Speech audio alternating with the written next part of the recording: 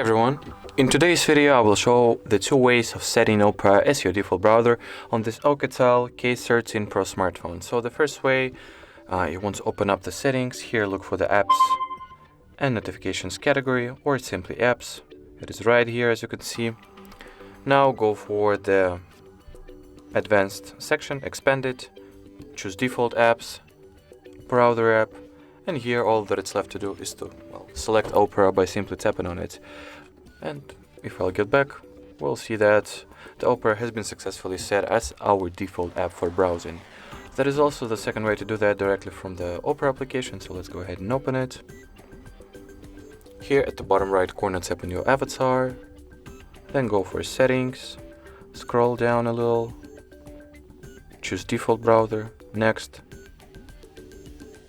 And well, from here we just gotta do the same steps we did like from the settings, and as you can see, since this section has pretty much disappeared, that means that we have successfully set Opera as our default browser once again.